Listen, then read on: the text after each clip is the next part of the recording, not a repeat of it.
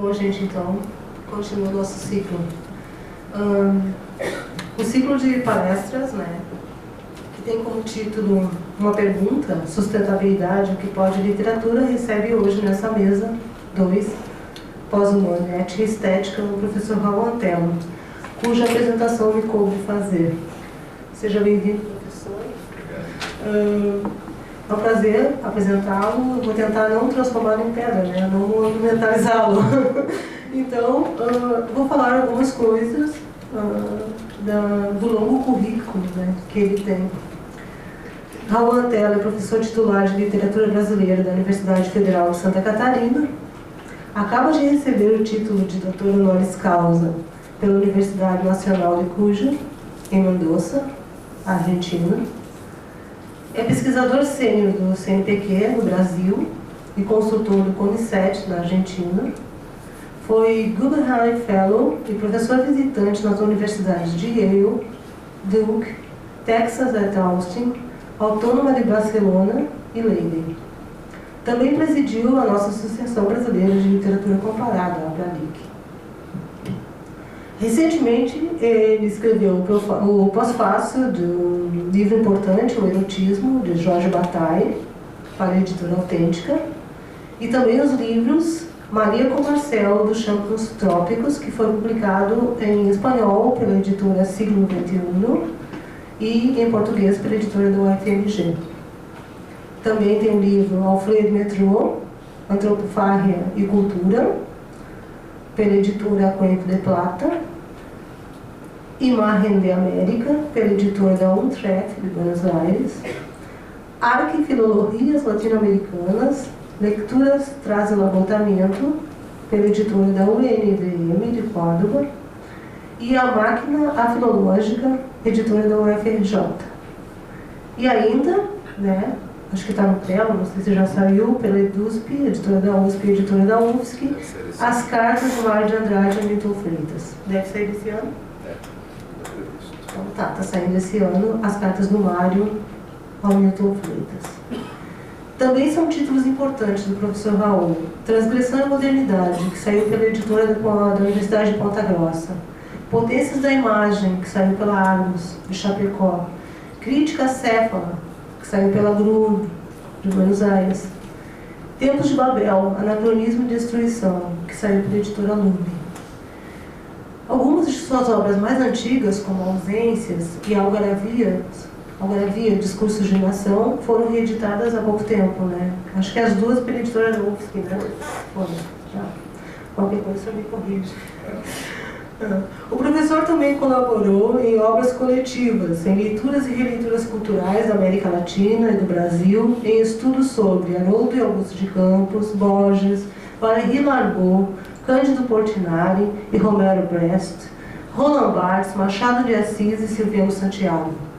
Colaborou ainda nos catálogos Roteiros, da Bienal de São Paulo, em 98, Fricciones, do Museu Reina Sofia, em 2000, Argentina Hoy, numa exposição do CCBB São Paulo, Rio, 2009, e Franklin Cascais, Desenhos e Esculturas, em 2010, suponho que em Florianópolis. Sim, foi.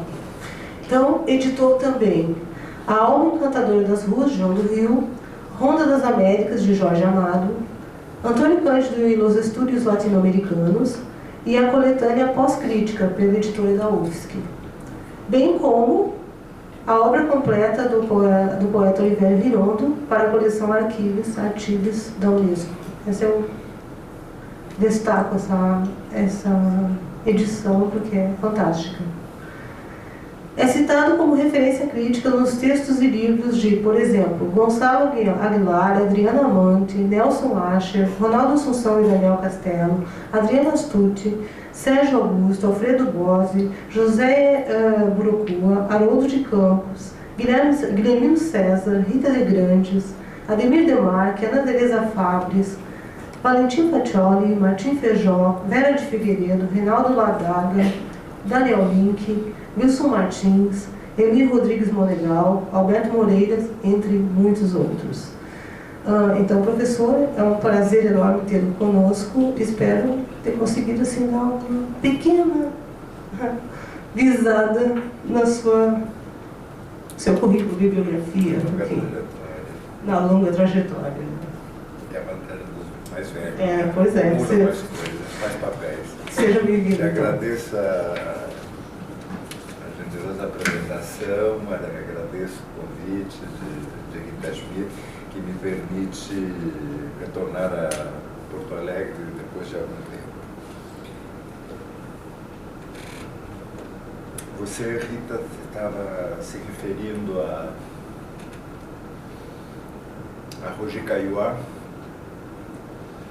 quando Michel Foucault publica As Palavras e as Coisas, em 1966, fica sabendo que o consultor parecerista para a publicação do livro tinha sido Caillois, e no dia 25 de maio desse ano encaminha uma carta ao Caillois agradecendo o parecer favorável para a publicação, declarando a admiração que ele, Foucault, tinha pela obra do Caillois e dizendo que talvez esse sentimento de cumplicidade se devesse à comum raiz do Mesiliano, quer dizer, ambos admiradores do Jacques de Mézil.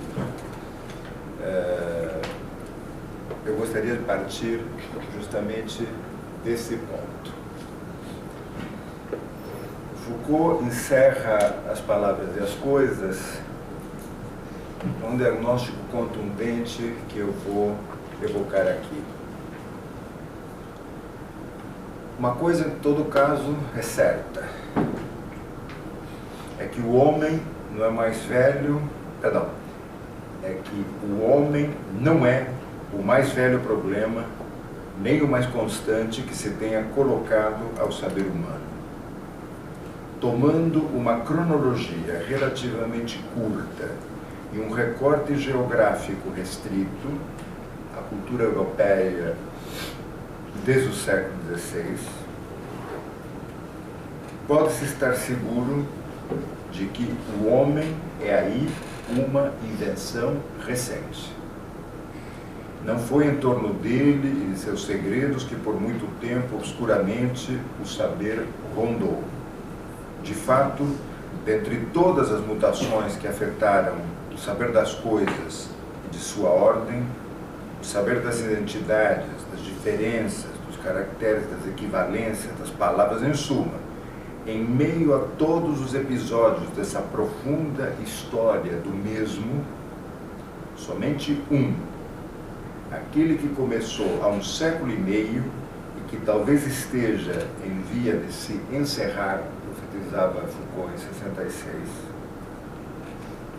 deixou aparecer a figura do homem. E isso não constitui liberação de uma velha inquietude, passagem à consciência luminosa de uma preocupação milenar, acesso à objetividade do que durante muito tempo ficara preso em crenças ou em filosofias. Foi o efeito de uma mudança nas disposições fundamentais do saber. O homem é uma invenção cuja recente data a arqueologia de nosso pensamento mostra facilmente, e talvez o fim próximo.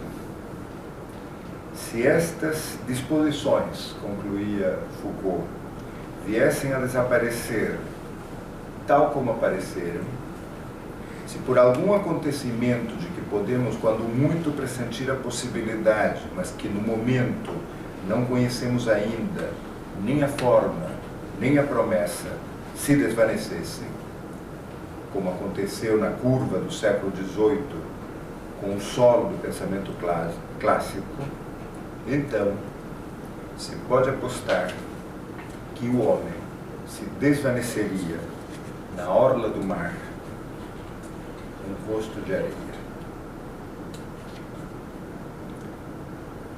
Todos devem estar lembrados do livro de areia, que assim se chamava porque nem o livro, nem a areia tem nem princípio, nem fim. o número de páginas desse livro é exatamente infinito. Mas se o espaço é infinito, admitia Borges, estamos em qualquer ponto do espaço. E se o tempo é infinito, estamos em qualquer ponto do tempo. Com areia e sobre areia, pintou André Masson suas telas durante a Guerra Civil Espanhola. Peter Sloterdijk, insigne filósofo alemão, crítico severo do iluminismo e da teoria crítica frankfurtiana,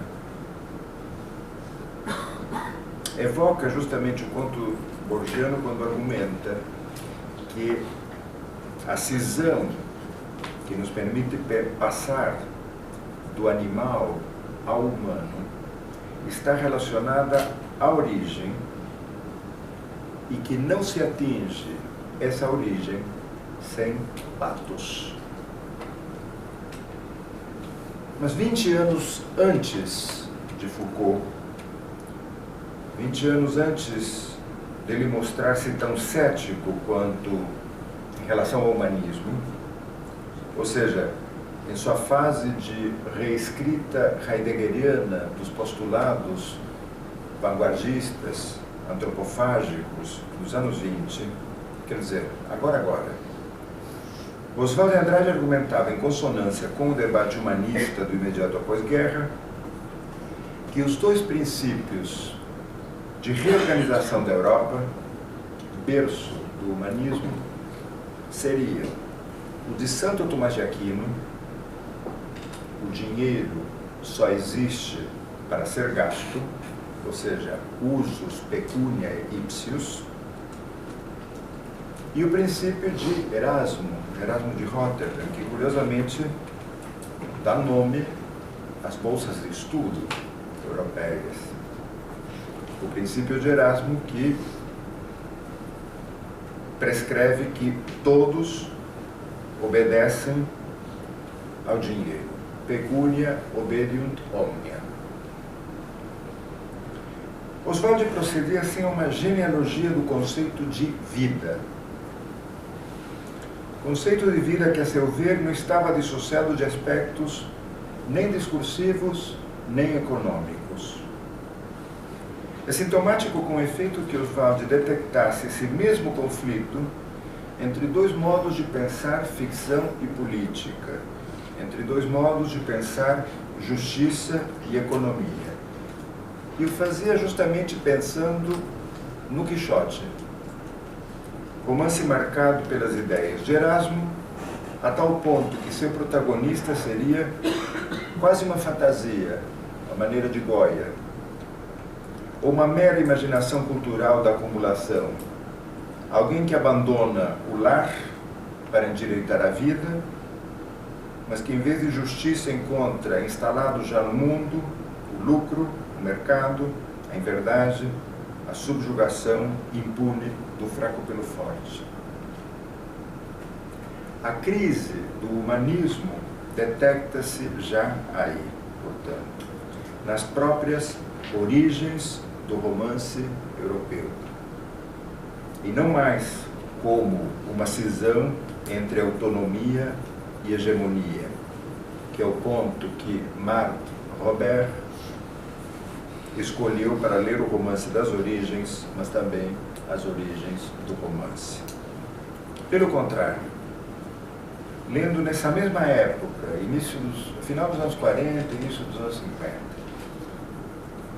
lendo um fragmento de Marx, em que se afirma que todos os sentidos físicos e intelectuais foram, pela via da alienação, substituídos pela ideia de propriedade, Oswald de Andrade anota à margem: o haver condiciona o pensar.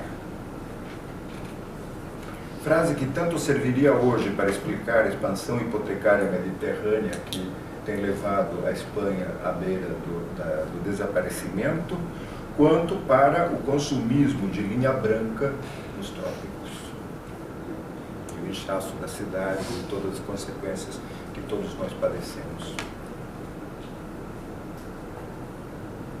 Foucault e Oswald de Andrade insubordinavam-se já, cada qual a seu modo, cada qual no seu contexto, contra abordagens autônomas do fato literário, partindo da hipótese básica de que o contexto não explica o texto.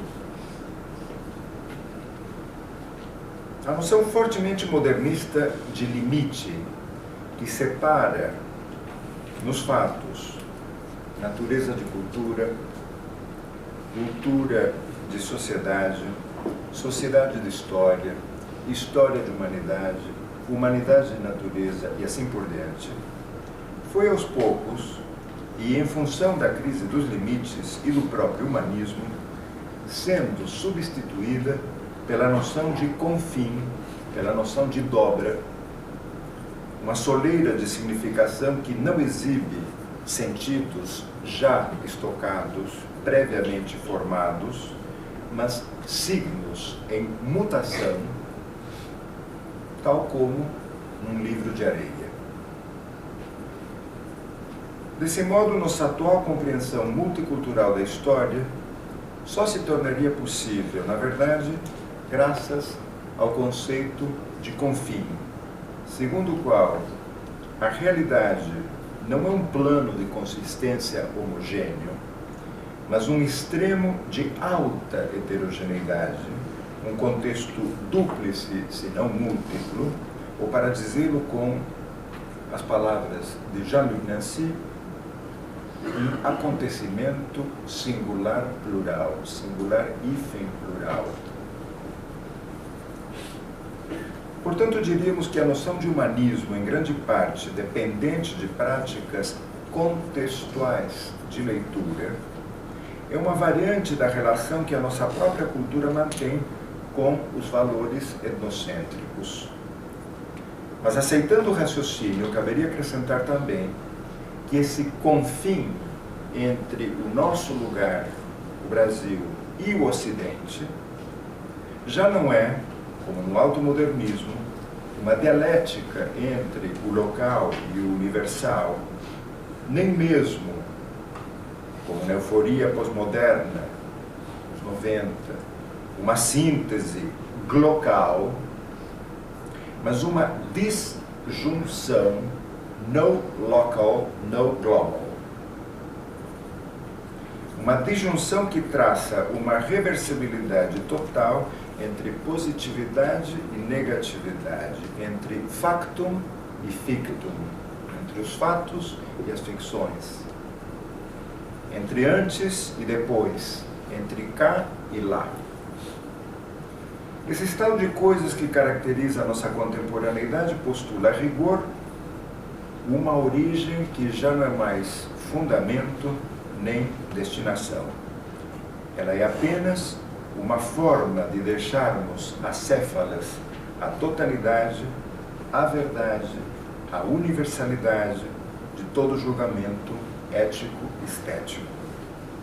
E a própria Europa vive, de modo agônico, eu diria, essa contradição, uma vez que julga-se detentora de valores humanistas, mas isso mesmo a torna implacável inimiga de um hipotético anti-humanismo, que seria extracomunitário, esquecendo que foram justamente europeus como Sade, como Nietzsche, como Flaubert, como Dostoiévski, como Foucault, como Deleuze, os que ampliaram o conceito do humano até nele incluir os aspectos mais sórdidos e abjetos da nossa condição. Georges Bataille é talvez quem melhor compreendeu que na cena atual a guerra precipita a biopolítica como administração da vida, o que exige a mais completa ausência de sensibilidade. As fotos das crianças na Síria, nos acordando de manhã, são uma prova eloquente disto. No caráter desmesurado e dilacerante da catástrofe sem finalidade, É possível reconhecer, portanto, a imensidade explosiva do tempo, uma vez que com ela se instaura um tempo pós-histórico, que nada mais é do que a regressão do homem ao estado de natureza. Como o homem e o humanismo já não podem se expandir no tempo, porque ele exauriu-se completamente na pós-história, agora eles se expandem no espaço, tornado global.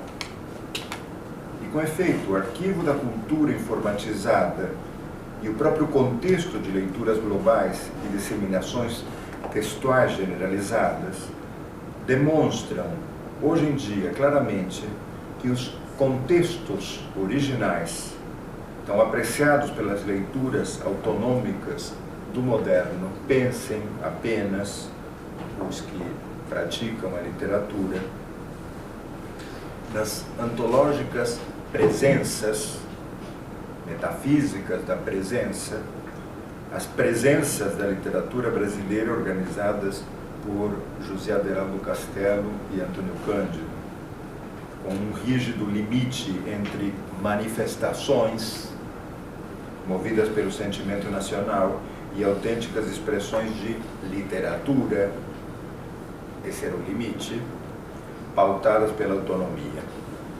Esses contextos explicativos do automodernismo declinam, e a rigor hoje não existe mais aquilo que chamaríamos de contexto original.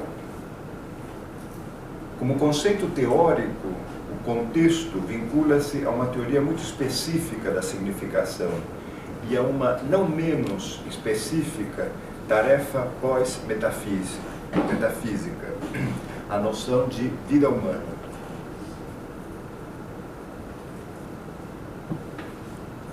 Essa noção de vida humana em que do nascimento captado pelo senso, a introdução do senso, o levantamento estatístico, deriva a nacionalidade, que não raro estimula a censura em relação a qualquer tipo de heterogeneidade étnica, de gênero. Mas voltemos ao imediato pós-guerra, onde tudo isto começa. Nessa mesma época, Oswald de Andrade redige uma longa conferência, mais de 50 páginas, em data incerta, provavelmente em 1950, o Antropófago. E na época que está redigindo essa longa conferência, ele lê em uma das revistas da sua coleção um artigo do astrofísico francês Évry Schatzmann. É um artigo sobre teorias cosmogônicas, sobre pedras.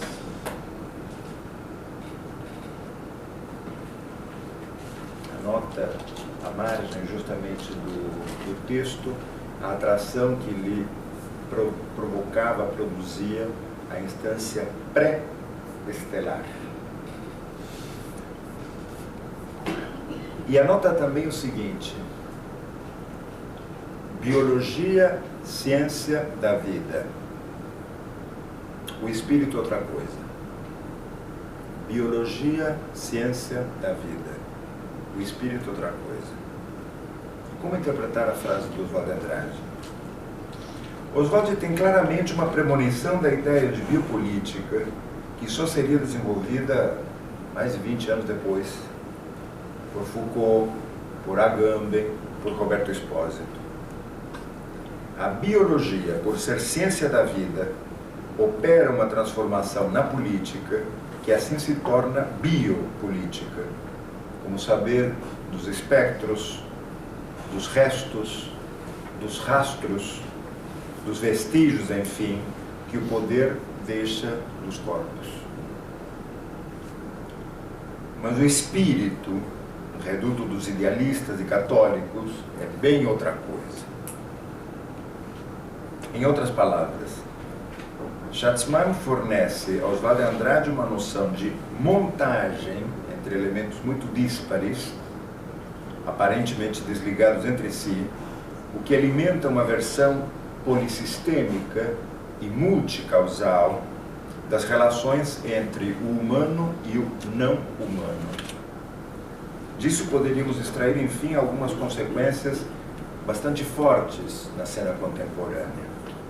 Caberia dizer que os estudos pós-Foucaultianos em torno do conceito de vida, a partir dos quais se consolida o debate pós-humano, esses conceitos não são, a rigor, reivindicações históricas, mas aparecem como reivindicações contra-historicistas, na medida em que deveríamos pensar o historicismo como um evento histórico cujos limites devem ser fatalmente questionados. A noção de vida, aliás, está de fato atrelada à noção de homem. É antigo o conceito de seres humanos, mas o homem é um animal recente, cuja vida biológica e empírica gera estruturas, sistemas, períodos históricos através dos quais se produz o autoconhecimento, porém nunca em sua verdadeira implicação político-filosófica, que é, por sinal, bastante paradoxal. O homem é um animal contextual situado no interior de uma vida especificamente descontextualizada. Além do mais, e apesar de todos os relativismos com que podemos considerar a categoria de homem, essas abordagens não deixam de ser normalizadoras, uma vez que, para além das diferenças de cultura, de história, de linguagem ou de estrutura, nelas permanecem imperativos transhistóricos de sobrevivência do humano.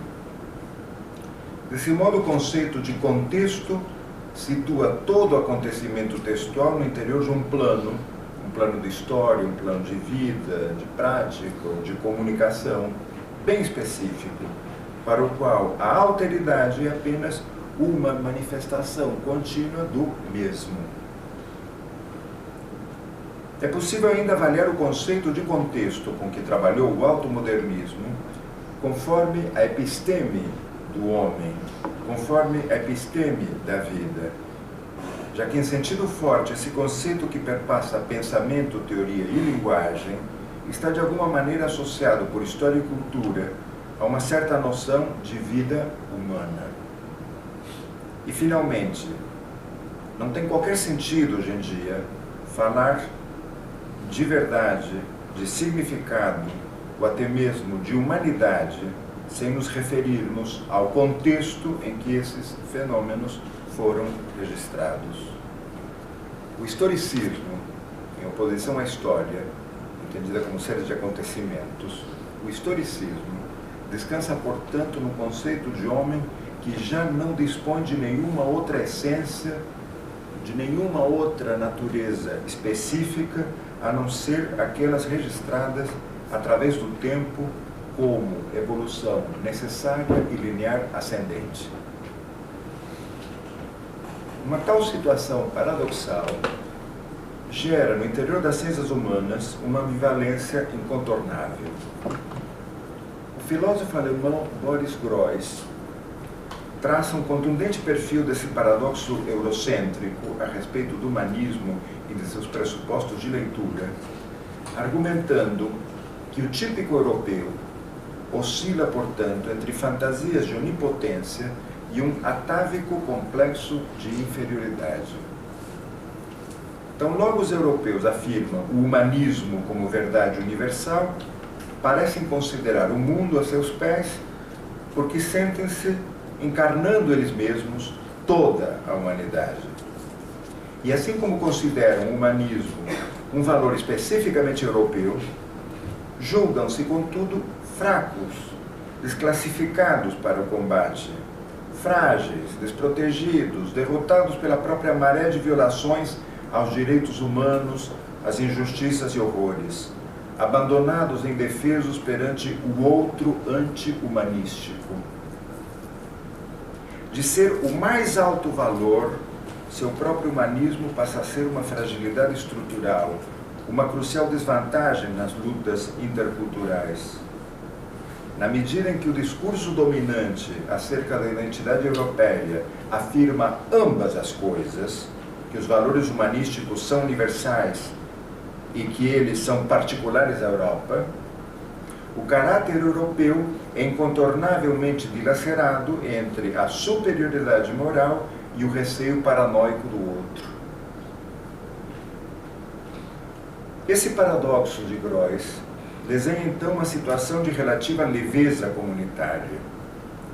As atuais comunidades tornam-se voláteis, efêmeras, quase inconsistentes, abertas a ineludíveis processos de configuração e reconfiguração constantes, em que a própria arte contemporânea é vista como fato social e político tão somente a nível formal, porque ela repercute tão somente na formação de comunidades, independentemente da mensagem política do artista. Há, contudo, algumas poucas exceções. O artista russo Ilya Kabakov, por exemplo, abordou em suas cartografias e miniaturas a questão do vazio.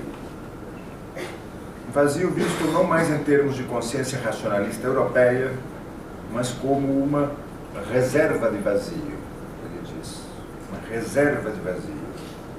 Bedienstvenost.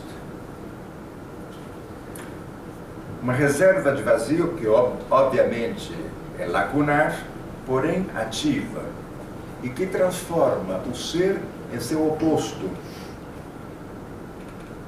destruindo a construção, tornando o ser ativo em não ser ativo, ou seja, apresentando uma negatividade constante que subjaz tanto ao racional quanto ao insensato.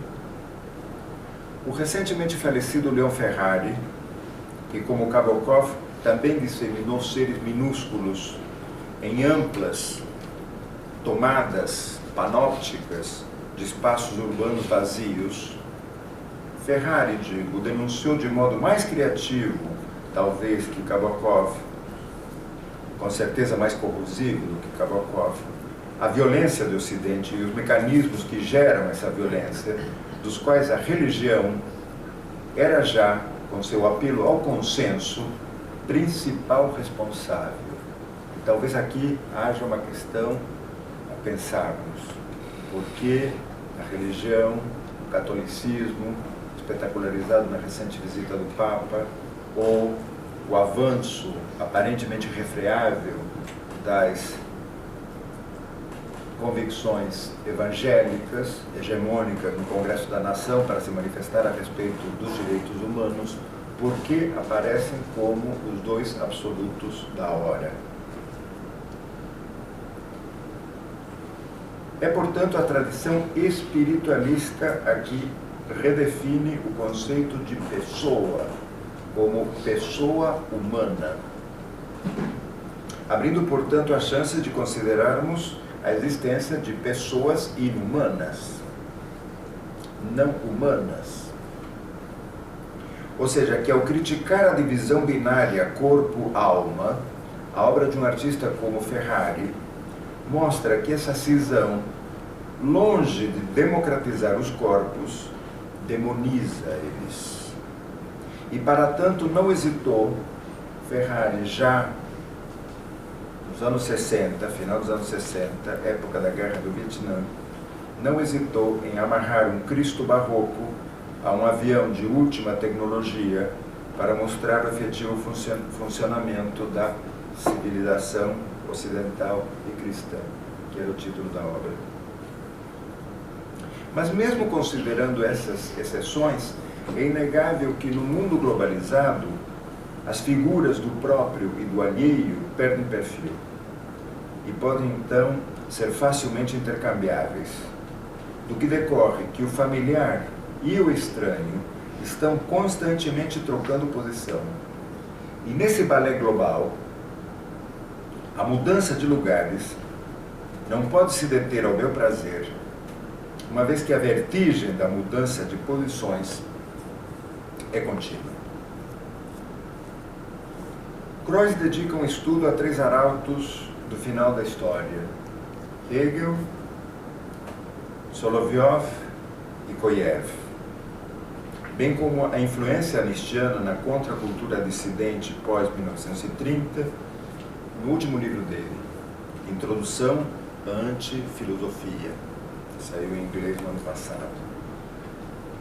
Livro, pelo contrário, onde ele propõe pensar a disciplina, tal como queria Oswald de Andrade, a partir do ready-made. A antifilosofia praticaria, lançaria a mão, isto responde de alguma maneira a pergunta que nos convoca: para que serve a literatura, qual a contribuição possível da literatura. Groys nos diz: a antifilosofia usa do ready-made para postulá-lo não exatamente como uma prática inimiga da filosofia enquanto instituição, mas como a única saída para a sua sobrevivência. Se aceitamos o desafio de Groys, veremos que ele nos leva, em última análise, a reconhecer uma tensão entre capitalismo e democracia. Ou, se vocês preferirem, a simples e perturbadora ideia de que a democracia é contrária às democracias, como propõe Jacques Rancière, que é por onde passa hoje, de fato, a relação entre o mundo ocidental e seus outros. Dado que nunca existiu a Europa, e só existiram, na verdade, os imperialismos nacionais europeus, sempre em mútua concorrência, concluiríamos que a própria noção de uma tradição humanista ocidental só se tornou possível quando todas as nações membros dessa comunidade entraram em situação pós-imperial.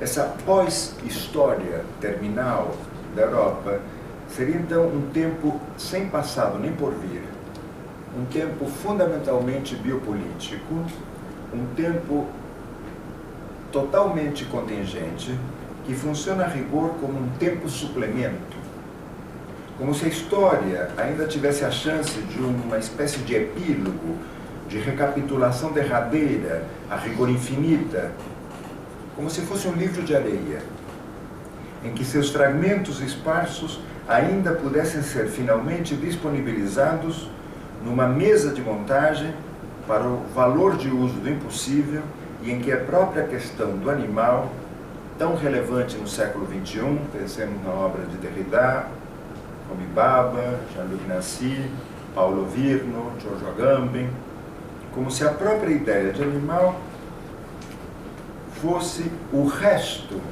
que o idealismo, e ao dizer idealismo penso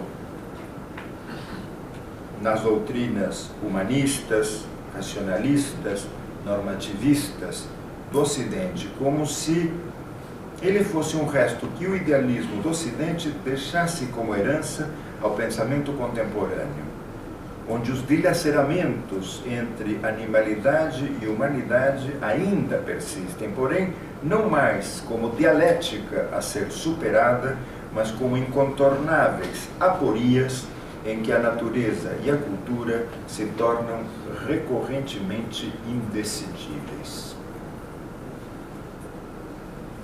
O iluminismo compreendeu que, conforme avançasse a comunicação e o esclarecimento, menor seria o número dos crimes, mais leves as consequências da animalidade do homem. Essa foi a sua utopia no século XVIII e ao longo do XIX. Nada disso. A situação contemporânea é justamente a inversa, como atesta a tensão entre os movimentos emancipatórios latino-americanos e a pressão consensual e hegemônica da mídia.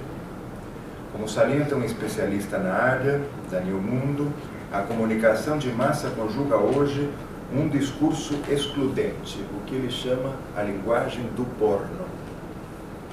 O porno é a essência da comunicação no capitalismo tardio.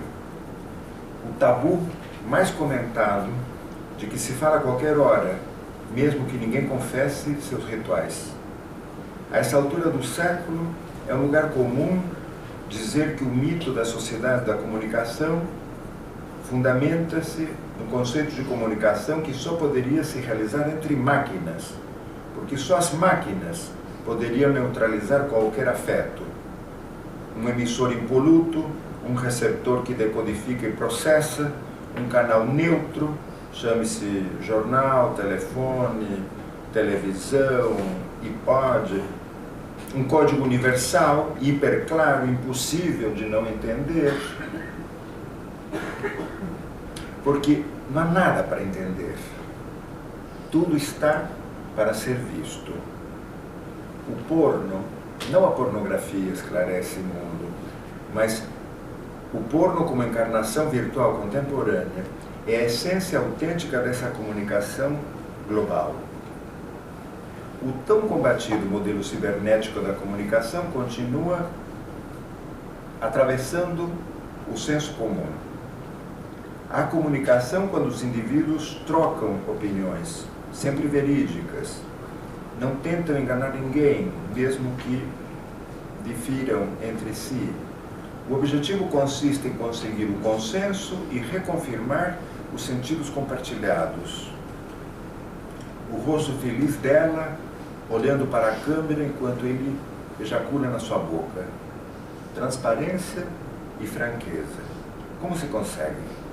Por meio da objetividade, suspendendo o interesse próprio pelo bem comum. Aliás, Sade, diz Mundo, já recomendava a apatia como estado anímico conveniente para uma orgia. A mentira é um erro, que a clareza da verdade vai esclarecer mais cedo ou mais tarde, e é essa lógica que estrutura a comunicação mediática. A mentira é intolerável, teria que ser impedida ou reduzida à sua mínima expressão. Nenhum outro gênero, como o porno, reduz a mensagem de seu texto até o ponto de beirar o grau zero da significação, a materialidade mesma da mídia. Entre o meio e a mensagem se anulam as mediações e terminariam se fundindo uma na outra. Acabariam se fundindo transparência e nonsense, sem sentido. Ou seja, a transcendência está vazia e a imanência saturada. Talvez por esse motivo, Derek Attridge não fale nunca de indivíduo, não fale nunca de pessoa, quando pensa a cultura e a literatura contemporâneas. Attridge cunhou para tanto um conceito, o conceito de idiocultura, calcado, obviamente, no conceito de idioleto. Idiocultura, que seria o intercâmbio singular e constante, a combinação de materiais culturais e as proclividades que constituem todo sujeito individual, o produto de uma história específica de exposição a uma variedade de fenômenos culturais. Uma idiocultura, diz Attridge, é a manifestação interna, singular, de um campo cultural mais amplo, registrado como um complexo de preferências particulares, capacidades, memórias, desejos, hábitos físicos e tendências emocionais. Essa cautela talvez se explique pela recente emergência de uma ecocrítica, da qual poderíamos citar várias obras marcantes. Políticas da Natureza, como Fazer Ciência na Democracia, de Bruno Latour, ou mesmo um clássico de Jacques Derrida, O Animal que Logo Sou, além de outras não traduzidas, como livros de Timothy Morton, Ecologia sem Natureza, ou de John Mayer, Natureza Política, ou de Kelly Oliver, Lições Animais, How They Teach Us to Be Human, como nos ensinam a sermos humanos, livro de 2009, ou em artigos recentes, como How to Talk About Nature When There Is No More Nature to Talk About, de Peter Ramadonovich, ou de Hubert Samth, Literatura Ecológica e a Ética do Texto, publicado na New Literary History em 2008. Eu destacava no início uma das questões levantadas por uma teórica norte-americana, Claire Colebrook,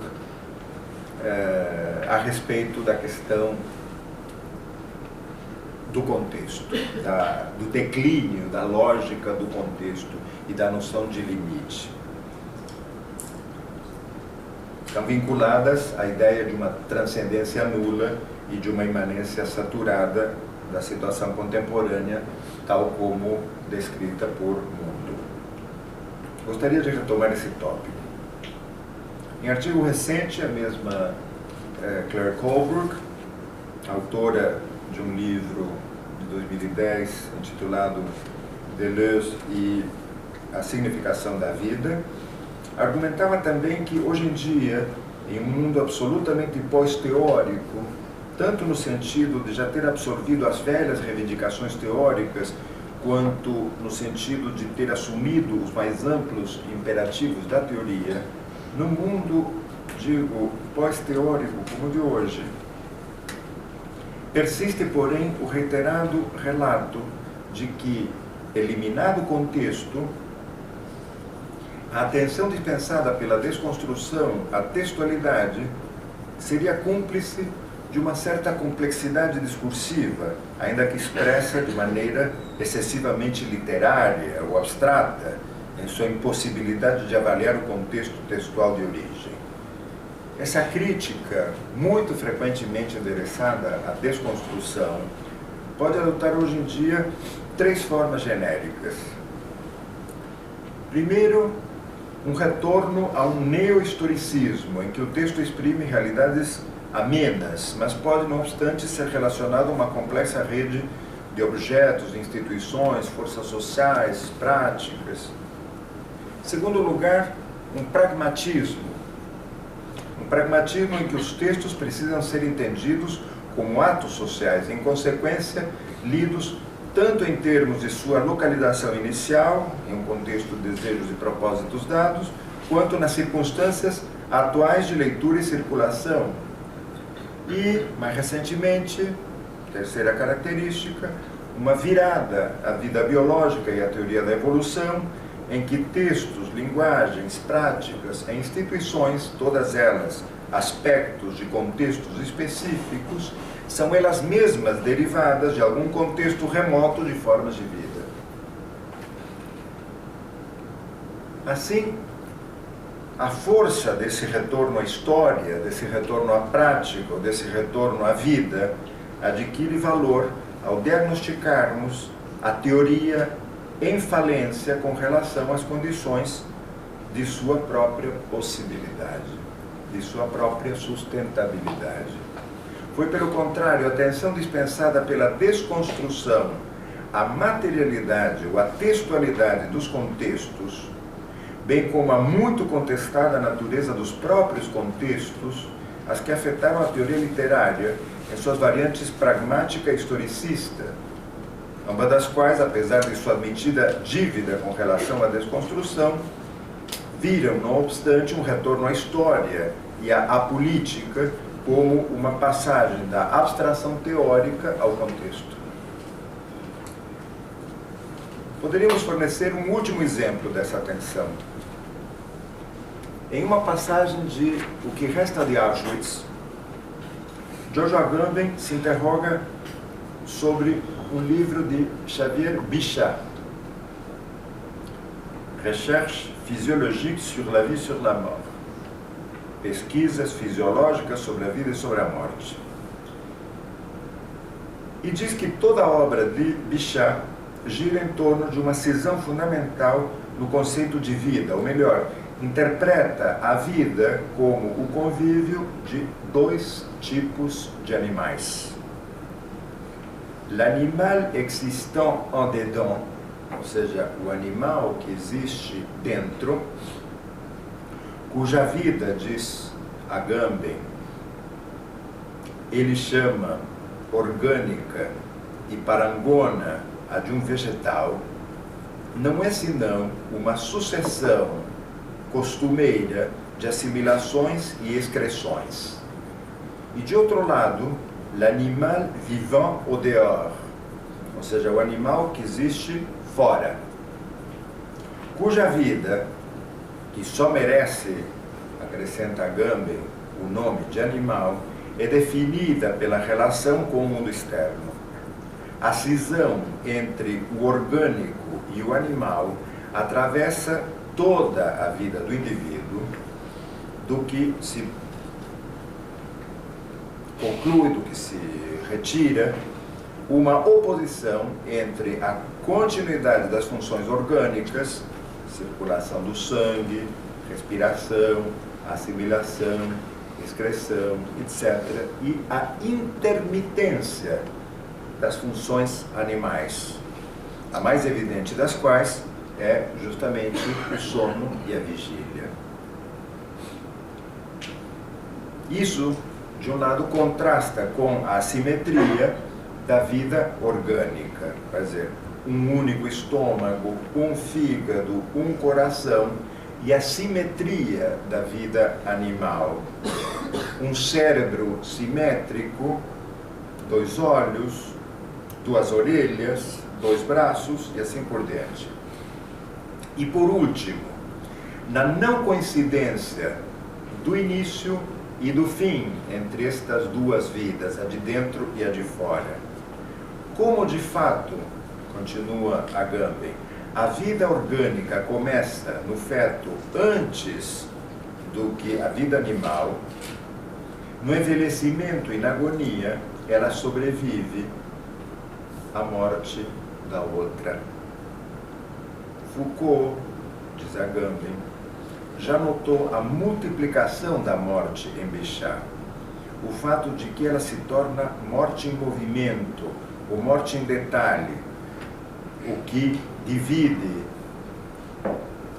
o homem numa série de mortes parciais: morte do cérebro, morte do fígado, morte do coração. Mas aquilo que Bichat não consegue aceitar, diz Agamben, aquilo que continua a apresentar-se como um enigma irredutível, não é tanto este multiplicar-se da morte, quanto a sobrevivência da vida orgânica à própria vida animal. A inconcebível permanência do animal de dentro, uma vez que o animal de fora já cessou de existir. Se a precedência da vida orgânica com relação à vida animal pode-se de fato explicar como um processo de desenvolvimento em direção a formas sempre mais elevadas e complexas, pergunta-se a Agamben, como dar razão dessa insensata sobrevivência do animal de dentro? Essa cisão é justamente a que organiza boa parte das obras de Agamben. O Sacer, o Aberto, e se leia talvez, na mais recente delas, o discurso, quando da concessão do título de honoris causa por uma universidade suíça no final do ano passado, quando ele toma como objeto de reflexão a renúncia de Bento XVI. Ou seja, a renúncia a um poder atemporal para retornar a uma condição temporal, mundana, histórica. É uma das marcas do pensamento do Agamben, sem sombra de dúvida.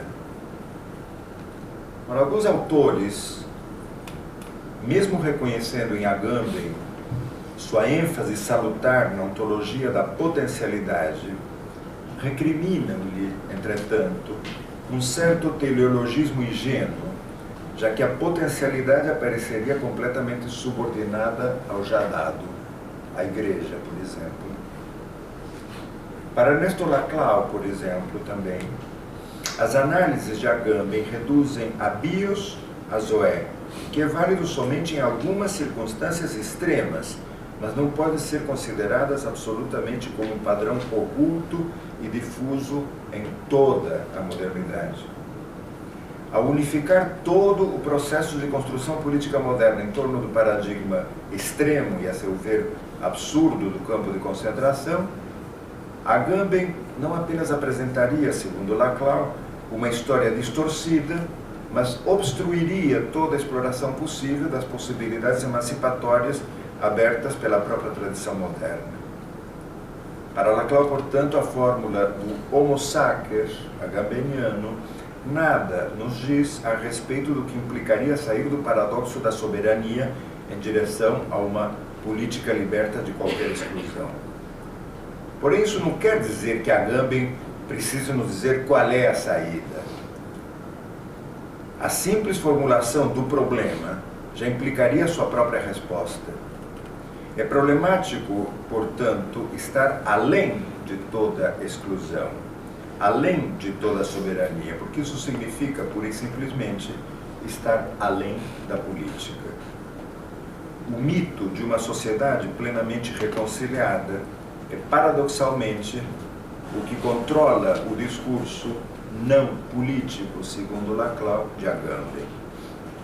E é também o que lhe permite descartar todas as opções políticas de nossas sociedades e unificá-las no campo de concentração como um destino secreto para todos nós. Ora, em vez de desconstruir a lógica das instituições políticas, mostrando áreas nas quais as formas de luta e as formas de resistência são possíveis, Laclau conclui que Agamben fecha-se de antemão através de uma unificação essencialista. E o diagnóstico é contundente. Sua mensagem final é o niilismo político. Ao contrário da sinistra italiana em luta contra o humanismo do Partido Comunista, basta pensar em Paolo Pasolini, e em plena emergência neoliberal na Inglaterra, Laclau já argumentava nos anos Thatcher que uma formação que é totalizada em relação a um horizonte dado funciona como unidade somente ao destacar-se daquilo que ela nega. Ou seja, os discursos igualitários não precisam se basear numa essência humana comum, como sua fundação última. Basta postular uma essência igualitária. Basta reivindicar um processo de inclusão cujos limites de operação serão dados pelas práticas argumentativas concretas existentes em cada sociedade. Trata-se, portanto, de isolar um horizonte, um locus vazio, um ponto no qual a sociedade simbolize e encontre a própria ausência de fundação. Quer dizer, em que práticas argumentativas concretas operem sobre um pano de fundo de liberdade e contingência radicais. A dissolução do mito fundacional, do humanismo, por exemplo, não deve dissolver o fantasma de sua própria ausência. É só pela disseminação dos fantasmas, pensemos no último Derrida, a fantologia de Marx, é só pela disseminação dos fantasmas que se dá a condição de possibilidade para afirmar a validade histórica de nossos projetos políticos, sem esquecermos de sua contingência metafísica radical. Essa dupla inserção constitui o horizonte da liberdade contemporânea, bem como o próprio relato político de nossa época. Portanto, e a título conclusivo, poderíamos dizer que todo o século XX É geralmente conceituado como uma época de violência, atravessada por guerras, por totalitarismos, por genocídios. A própria memória do Holocausto torna-se um paradigma dessa violência, uma metáfora do século em seu conjunto.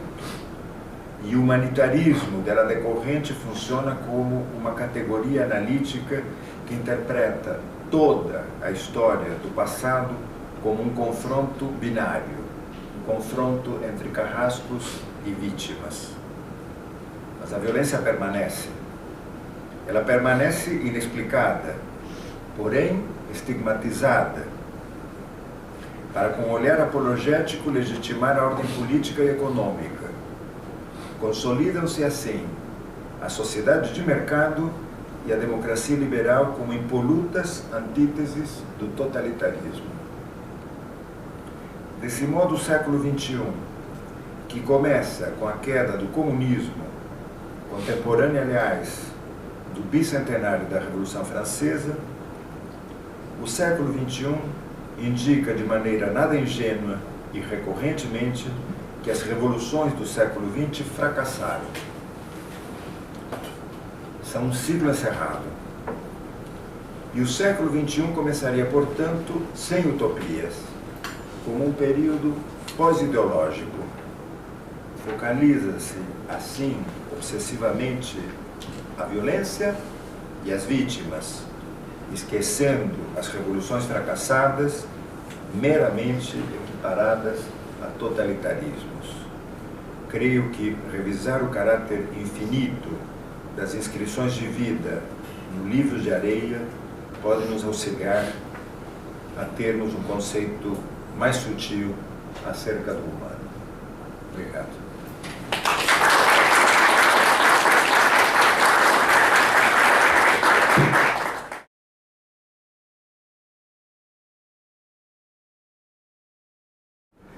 Eu fiquei pensando, na semana passada o professor Idelber Avelar falou dessa atenção a Agamben em Natal, né? E hoje, de alguma maneira, isso foi retomado aqui. Dá para falar um pouquinho mais, professor, sobre isso, assim? Se é possível? Não deixa de ser surpreendentes certas modas intelectuais. E eu, como velho leitor do Agamben, há mais de 10 anos, 15 anos, sei lá, não posso menos do que dar a mão à palmatória e me questionar por que a categoria do Homo sacer se transforma numa espécie de artifício vale tudo, de coringa, não é? Aplicável a qualquer situação. A Europa contemporânea, a Guerra do Contestado, sei lá, a qualquer situação Homo sacer.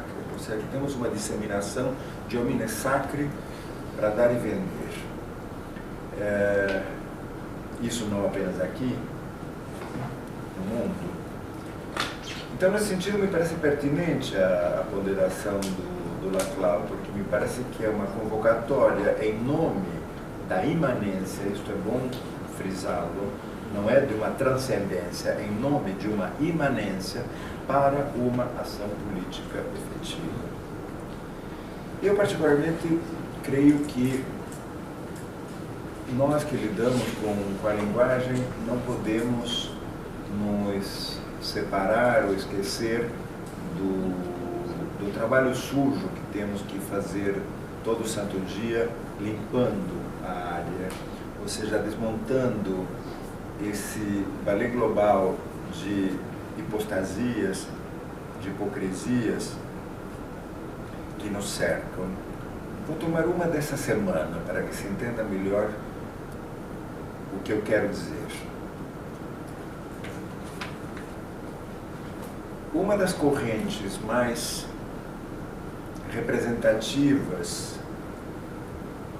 da denúncia do Homo sacer estaria constituída hoje pelos deputados do DEM. Se nos atemos às intervenções da deputada gaúcha, chama, meu Deus, Maria Amélia Lemos, Ana Amélia Lemos, ela está muito preocupada com a exploração a que seriam objeto os médicos cubanos que viriam trabalhar no Brasil. Vários presidentes de organizações médicas do país mostram a mesmíssima preocupação. Apelam para a transparência, o ideal da sociedade globalizada, porque não seria transparente o fato do Brasil remunerar R$10.000 por médico e Cuba só repassar a cada um dos beneficiários 30%, cabendo o resto ao financiamento do sistema cubano de saúde. Ou seja, aqui, em nome de uma injustiça e de um Estado servil, quer dizer, denunciando que os médicos cubanos seriam homines sacri, levam uma cruzada no Congresso Nacional para tentar abortar esse projeto. Projeto que se destinaria, certamente, a comunidades de empresários nordestinos, porque temos que concluir que esses médicos cubanos iriam atender comerciantes prósperos do Nordeste ou empresários que nadariam na abundância, etc, etc. Quer dizer, eles não veem a condição de homine sacri nos pacientes que boa parte dos médicos locais não pretende atender pelo dinheiro que o SUS lhes remunera e colocam todo tipo de empecilho na vinda desses médicos. Quer dizer, claramente, a adoção de uma posição pró-homine sacri leva embutida uma posição de impugnação do regime político que permitiu que esses médicos sejam quem são. Me pergunto, qualquer um dos nossos colegas que nos anos 70 tivesse ido estudar com Kristeva, Barthes, etc, etc, na França,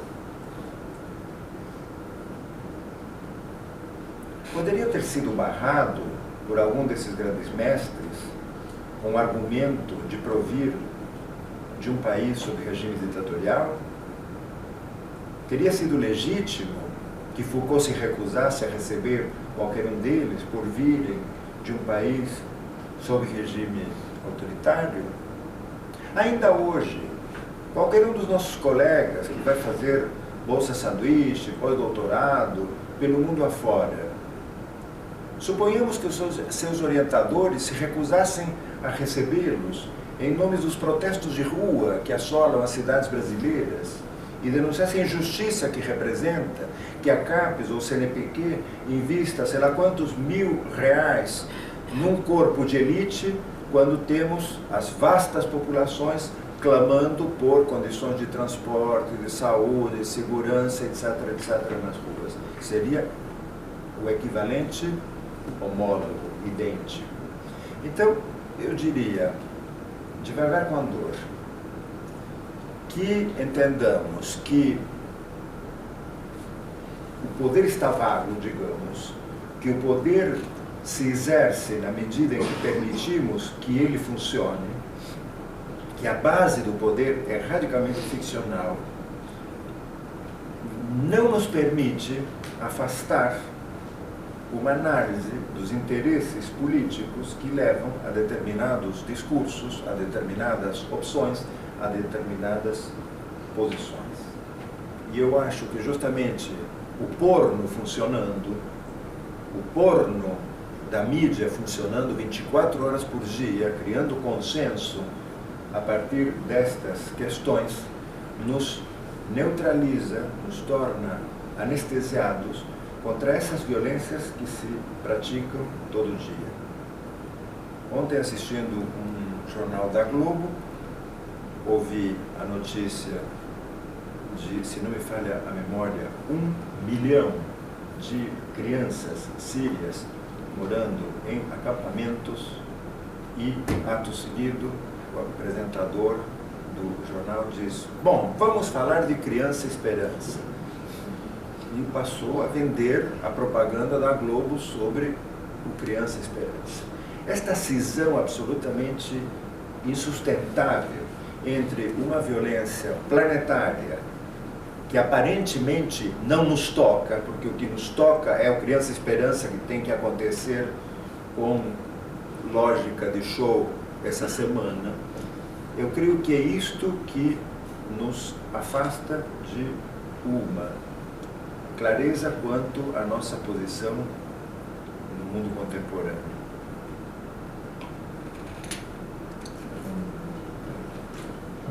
Alguém quer acrescentar alguma coisa, perguntar? Eu vou continuar perguntando. Rafael, Rita, não. Bom, eu acho que tem a mesma relação com a crítica à desconstrução apontada. Eu posso fazer, não é uma pergunta, é apenas um comentário. Acho que tu fizesse uma bela exposição, amarrando, costurando muita coisa, projetando a tua visão crítica de certos momentos que o pensamento filosófico se enroscou, para dar conta da vida, né, no sentido mais amplo possível. E eu acho que a tua palestra, ela deixou assim digamos, muitas sementes para a gente poder repensá-las. Porque muitas das tuas referências, por exemplo, desse filósofo alemão que tu mencionaste, ele tem, a minha pergunta, eu nunca tinha ouvido falar dele, eu não sei se tem algum livro dele traduzido para o português. Não, português acho que mas me parece que ele estabelece um contraponto muito importante na leitura do momento europeu e dentro de todo um contexto de uma tradição de pensamento, que é importante para nós em lugar, né, do nosso locus. Claro, claro.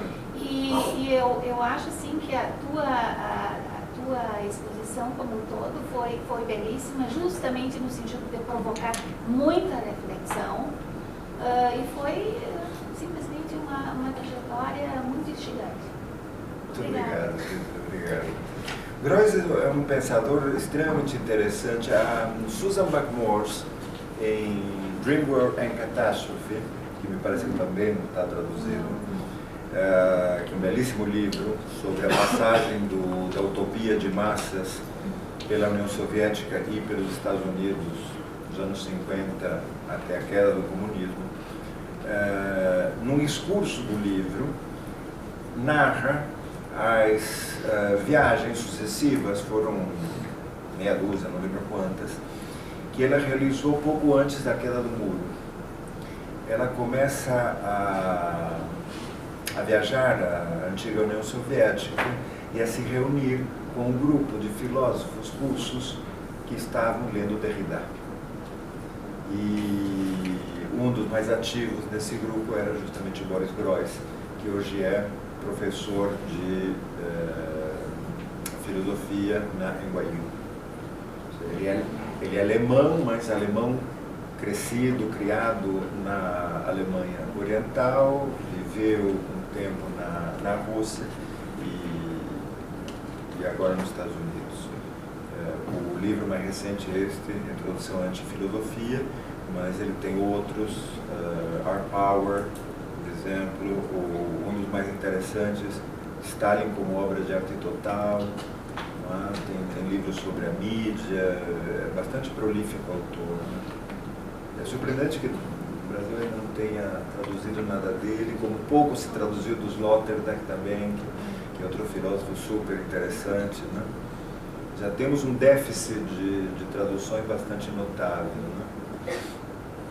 Por isso também chama a atenção a sistematicidade das traduções do Agamben, que demorou muito em entrar, mas quando entrou virou uma espécie de coqueluche válido para qualquer instância. Então, mesmo que eu tenha sido os promotores das traduções do Agamben, da vinda dele, etc., sou também o primeiro em dizer devagar com a dor, né?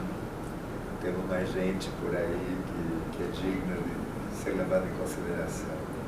Fico pensando nesses usos críticos, usos perversos, né? Talvez o uso da crítica, né? Como foi feito com o Derrida, né? Claro.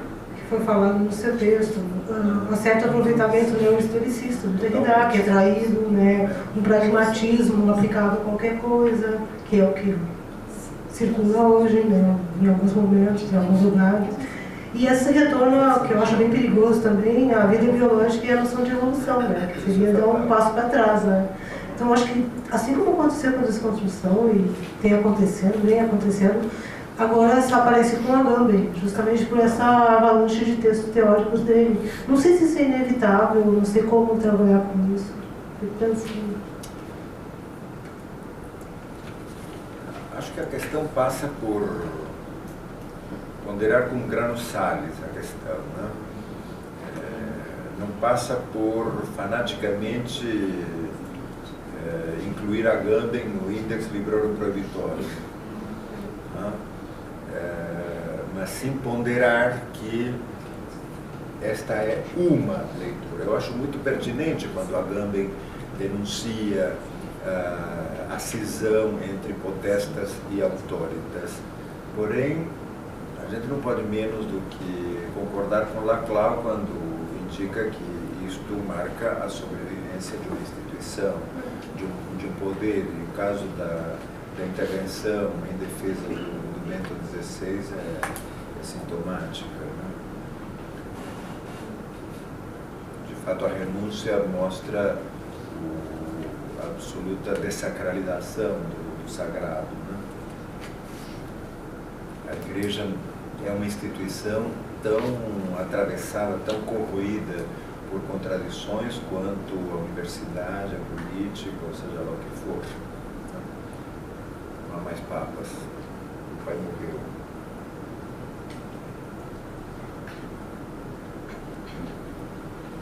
Por isso, no nosso trabalho docente, eu acho que cotidianamente a gente tem que lidar com o mais sofisticado e com o mais baixo. Não nos recusarmos a analisar o mais banal do cotidiano, etc., mas ao mesmo tempo dar um salto ao que há de mais rigoroso, sofisticado, sutil, etc., Eu acho que, para dizer de uma forma talvez grosseira, não suporto o demótico. Eu sou aristocrático e popular. Eu tendo a me identificar com uma lógica viscontiana, passoliniana, não é? Do aristocrático e popular. E eu acho que uma das formas de facilitação, de criação de consenso, sobretudo na universidade hoje em dia, passa muito pelo demótico, que é uma forma de retorno à fenomenologia. As coisas são aquilo que vemos. E justamente se algum inimigo teórico tiveram todos esses autores, Foucault, Derrida, Deleuze, etc., foi a fenomenologia. Foi a questão da percepção. Vendo, nos enganamos. O problema não é vermos o objeto, o problema é reconhecer que o objeto nos vê. Você lê a pedra, mas a pedra te vê. Porque é essa a contradição da arte. O artista cria a obra, mas a obra é que cria o artista. Existe artista antes da obra. Então, esse caminho de mão dupla, não é? Me parece que tem que ser preservado. E se prevalecem os critérios fenomenológicos, esse caminho se interrompe. A expansão das correntes evangélicas no Brasil, acho que tem a ver com esse retorno à fenomenologia, à percepção, à constatação. Seria a fenomenologia mais centrada na visão, talvez? Sim, sim. né? Porque eu acho uma fenomenologia difusa, que chama os outros sentidos. Difusa, barateada, como você queira chamar, sem sombra de dúvida. Mas isso tem a ver. Eu gostaria de fazer uma pergunta. Ouvi o senhor falar sobre que a mídia, sobre essa apresentação do jornalista, né, do Jornal Nacional, criando consenso, talvez que isso anestesia, né, contra todas essas violências que a gente vê cotidianamente. Então, eu queria perguntar para o senhor como que o senhor vê, assim, na pesquisa, através dos nossos projetos de pesquisa, em qualquer nível, como que a gente pode incidir nessa realidade? Porque eu não sei se vocês veem da mesma maneira como eu vejo, que a pesquisa, muitas vezes, ela não consegue chegar a esses grandes públicos, né?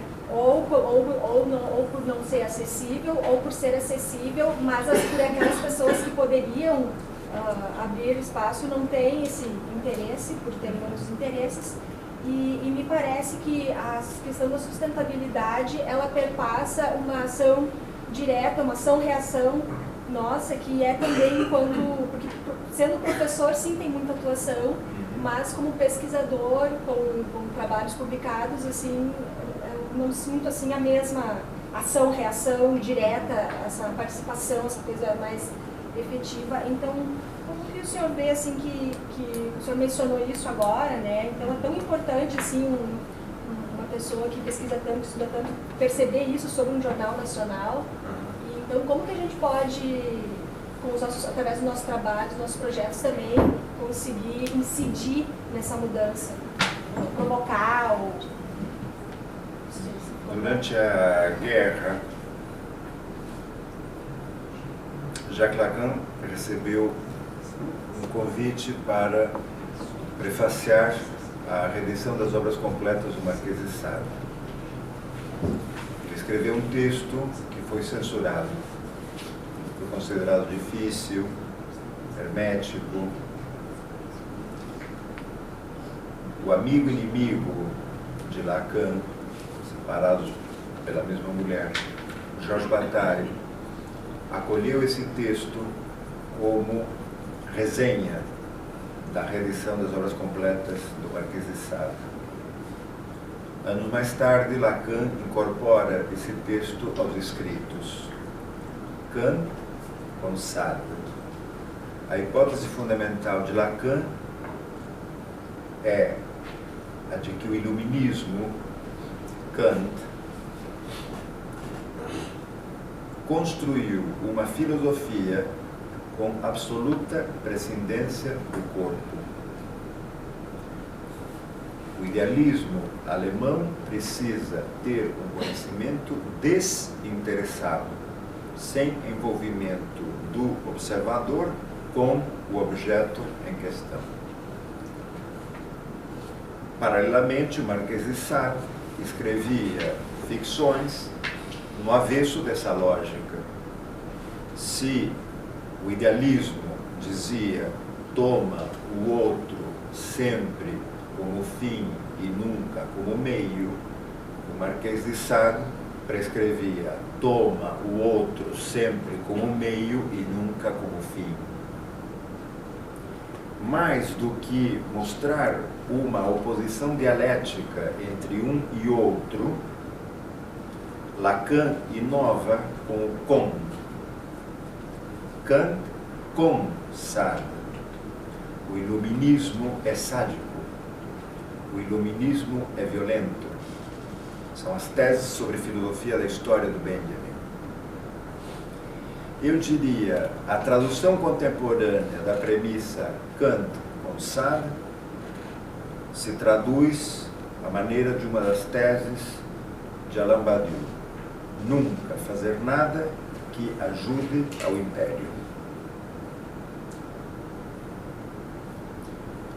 A circunstância específica dirá como, no teu trabalho cotidiano, você pode fazer alguma coisa que não ajude ao consenso, que não ajude ao poder, que não ajude ao império. Mas para isto é preciso um esforço de poesia. E não há uma solução universal. Isso também aprendemos de Lacan. A solução é um por um. Contingente. Singular.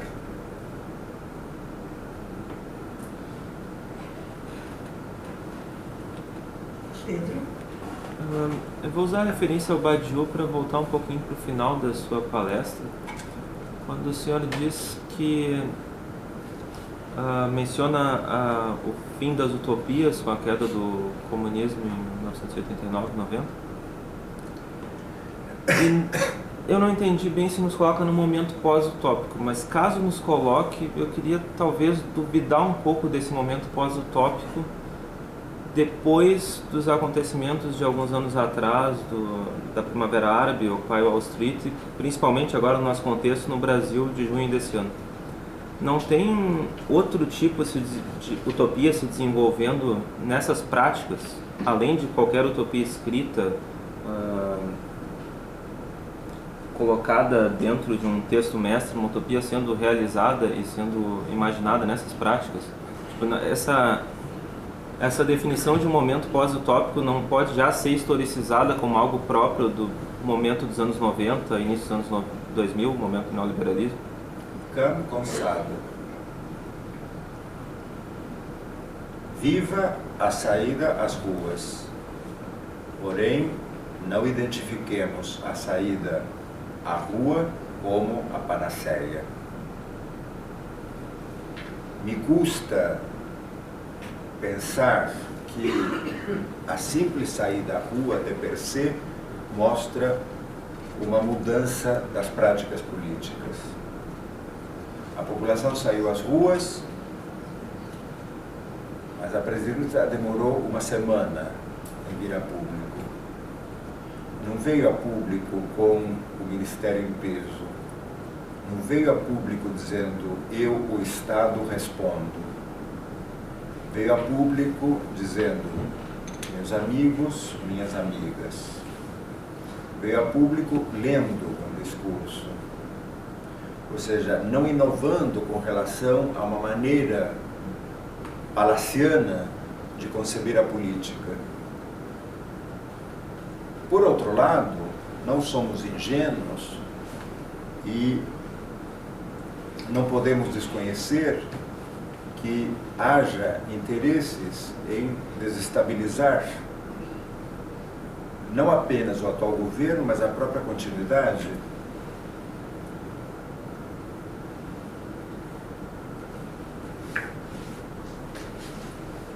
Está em vias de construção na América Latina um tipo de correlação entre o Brasil e os outros países que não tem precedentes nos 200 anos de vida autônoma. Uma coisa é você quebrar a perna do Uruguai ou da Bolívia e outra é quebrar a perna do Brasil. Se você quebra a perna do Brasil, desanda toda a construção política sul-americana. Isto não é pouca coisa, porque a América Latina hoje, particularmente a América do Sul, hoje, é a única área que resiste ao neoliberalismo. A Europa está controlada. Os únicos lugares onde se ensaiam algumas formas, mas certas ou erradas, pouco importa, mas o único lugar onde se ensaiam formas de passar ao largo desse consenso neoliberal é aqui. O Papa vem aqui e exorta a população, saiam às ruas. É neutro, por acaso, esse enunciado? Claro que não. Então eu diria, com Grano Salles, há de tudo. Não é só Primavera Árabe. Primavera Árabe é o código com que a Globo quer que nós interpretemos essas manifestações. Narrada sempre da mesma forma. Não se antagoniza a população e se diz que é legítimo que uma passeata ontem invadiu a praça tal, a rua qual, tal, mas uns vândalos acabaram. todo santo dia ouvimos a mesma coisa. Foi pacífica, legítima, mas os vândalos...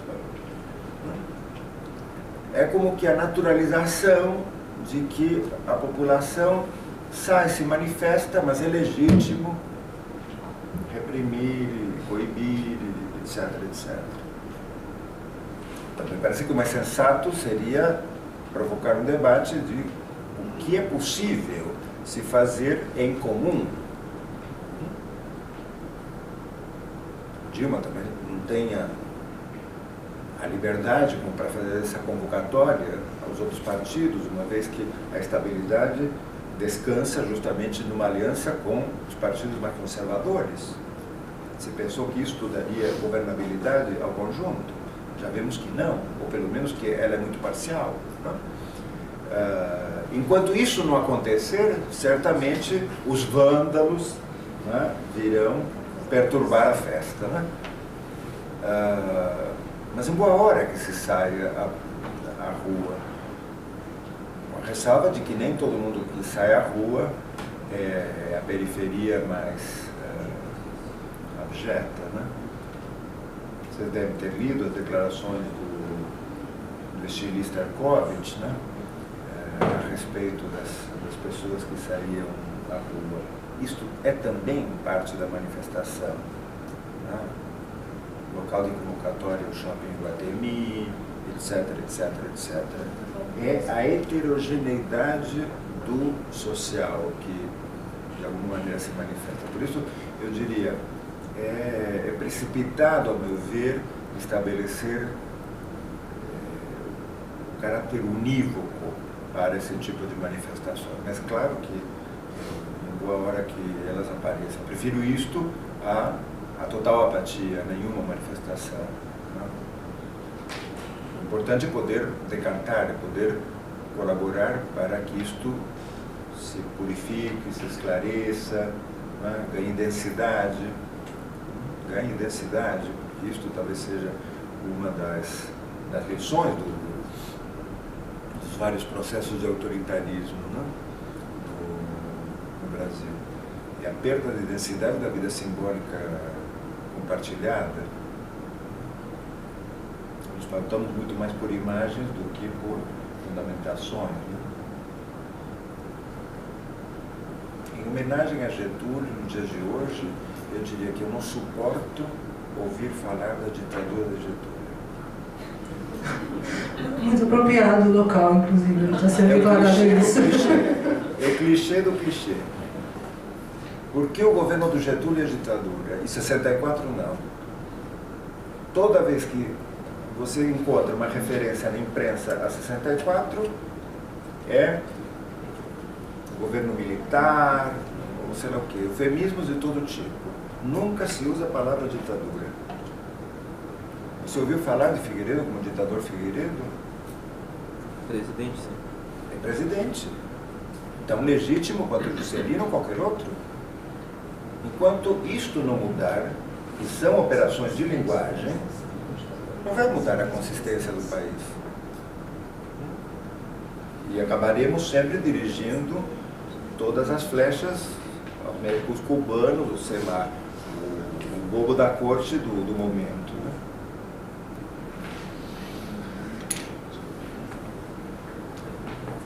O que pode a literatura, né? É, isso. Mudar os usos da linguagem. Que não é pouca coisa. Bom, eu vou já encaminhando para o final, não sei se mais alguém tem alguma consideração a fazer, mais alguma pergunta, alguém se anima, aproveita a companhia do professor Raul, sua erudição, sua memória, todas essas qualidades, né? Que estão meio que em extinção hoje, mas enfim, aproveito que está aqui. Cada dia esqueço mais. Bom, da professora, eu acho que... Eu ia perguntar uma coisinha ainda, assim, só para me explorar mais um pouquinho a respeito daquela relação do Quixote, a saideira, do Quixote, né, como uma crise do humano já detectada lá no início do romance europeu e uma certa tensão também com a Martha Robert daquela leitura do romance latino-americano, que eu também acho meio complicado, porque é atrelada ao Estado moderno, né? Então, se puder falar um pouquinho sobre isso, eu acho que seria bom para acabar.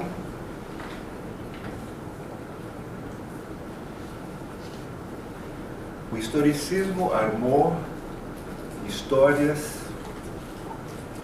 nacionais de várias disciplinas.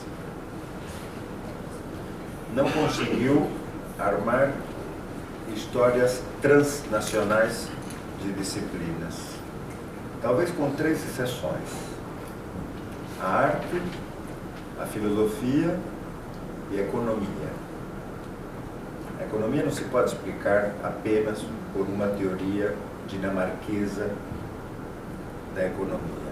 A arte não se pode explicar apenas por uma teoria alemã da arte. A filosofia não se pode explicar apenas por uma teoria grega da filosofia. Mas nós temos histórias da literatura inglesa, nós temos histórias da literatura alemã e assim por diante. Quando a América Latina se viu na obrigação de ela também fazer as suas histórias, repetiu o gesto. E são histórias nacionais da literatura.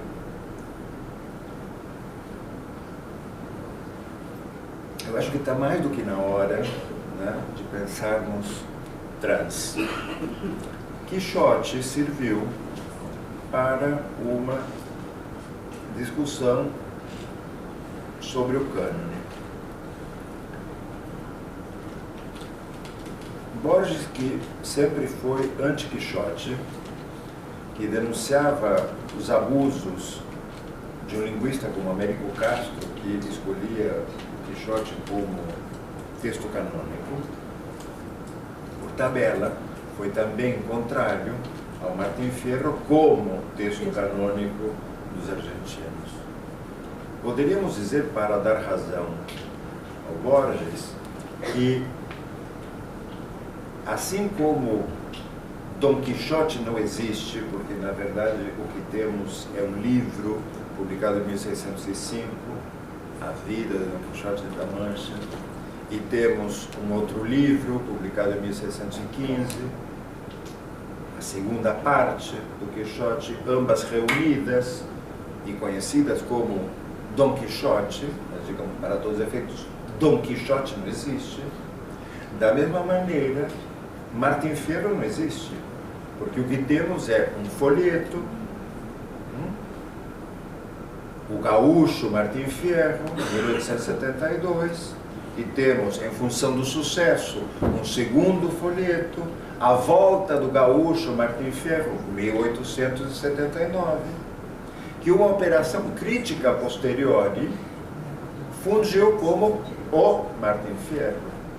Vai dizer que sem uma geração nacionalista por volta de 1910, quando se celebravam os centenários da independência, uma data bem concreta, 1916, Leopoldo Lugones fazendo a sua conferência sobre o pajador, a pajada de contraponto, vai dizer, a lógica parodística que depois os modernistas em São Paulo escolheriam como estratégia modernista típica, sem as conferências de Lugones feitas para o presidente da República, o chanceler, o ministro da Fazenda, etc., etc., etc., não teriam canonizado o Martim Fierro, um construto historiográfico e político, como texto sagrado. Né? Qual foi a estratégia do Borges? Cindir os tempos, cindir o Quixote. Para isso escreveu o Pierre Menard. Para isso escreveu o Pierre Menard. Ao mesmo tempo, se você analisa a fortuna do Quixote, ela te lança umas luzes extremamente interessantes. E Débora Velar conversou com vocês semana passada a respeito do perspectivismo ameríndio. Uma das teses mais interessantes que se desenvolve com relação ao Quixote nos anos da guerra é a hipótese do Leo Spitzer. Como vocês sabem, Erich Auerbach escreve em Istambul Mimesis para consagrar uma linha de continuidade, a representação da realidade na literatura. Começa na Bíblia, termina em Virginia Woolf. Ele esqueceu do Quixote. Ele não tinha escrito sobre o Quixote. É para a edição em espanhol do Quixote, 1950, no México, que ele escreve o capítulo sobre a Dulcinea, que vocês conhecem pela leitura da tradução brasileira. Mas na primeira edição do Auerbach não aparecia o Quixote. Se explicam certas lacunas. Spitzer, protetor de Auerbach, era chefe de departamento lá em Istambul, ou seja, que esta história de que não tem livros, estou na pobreza, meu método depende, não tenho acesso à biblioteca, tem que tomar com Granosalles, né? Spitzer começa a desenvolver, nesse momento, a teoria do perspectivismo. Vai dizer que Quixote inovaria nas relações entre as palavras e as coisas, criando áreas intermediárias. Talvez o exemplo mais emblemático, o bacielmo. Um objeto, um artifício, um apêndice que é tanto bacia de barbeiro quanto elmo de cavaleiro andante. Ou seja, que o que ele vê é um bacielmo, uma solução de compromisso. Em teoria política, diríamos um populismo. É justamente a teoria do perspectivismo de Spitzer o que garante a sua entrada no circuito universitário americano. De Istambul, ele viaja para os Estados Unidos, é acolhido pelos colegas negros, ou de verdade seja dita, os colegas brancos das grandes universidades do leste foram bastante indiferentes à posição de Spitzer. Ele custou um bom tempo chegar. E é justamente na conferência que ele faz em Princeton, que marca a entrada triunfal, digamos, dele no ambiente americano, que ele começa a desenvolver essa noção do perspectivismo. A conferência de Princeton, quem a traduz em 1970, a língua francesa, quem é? Michel Foucault. Arte da linguagem e linguística.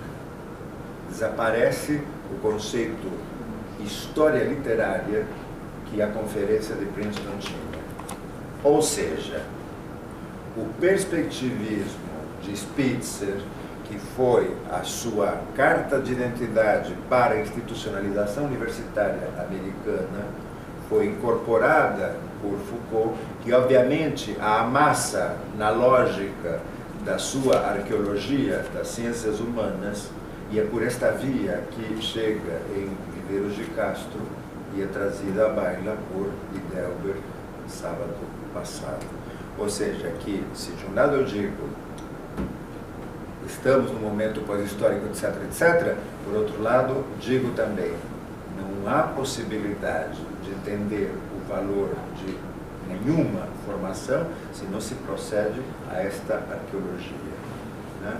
Rearmar as formações discursivas que permitem que um determinado valor, Quixote igual perspectivismo, circule, é indispensável. Não tomar nunca nada como fait accompli. Talvez ao invés de historicizar, rearmar, acho que é uma boa Rearmar a rede. leitura. Né? Rearmar a rede. Rearmar a rede. Não? Ou seja, o simples fato de aparecer na mesma, no mesmo enunciado, Viveiros de Castro, Foucault e Spitzer, por exemplo, é o suficientemente corrosivo, suficientemente anárquico como para armar uma outra história da literatura e para entender que a Europa como ator nunca existiu. Ela existia para nós, somos nós marginais que falamos de Europa, ou os portugueses e os espanhóis quando vão a Paris, porque justamente delata que eles não se sentiam parte da Europa. Mas digamos, o francês não fala da Europa, agora falará da comunidade europeia, etc, etc, mas até 50 anos nem francês, nem ingleses, nem alemães falavam da Europa, né? Ou seja, eram lógicas colonizadoras, imperiais, nacionais. Então, quando se acaba o confronto entre essas lógicas imperiais nacionais, é que só aí é que tem condições de primeiro começar uma comunidade do ferro e do carvão e até chegarmos hoje à comunidade europeia, que não é nenhuma panaceia. Vide a detenção do namorado do jornalista em Londres. Ou seja, a comunidade europeia é absolutamente permeável à lógica norte-americana de transformar todo mundo, não é, em homo sacer. Sim, qualquer um de nós pode ser e por qualquer motivo.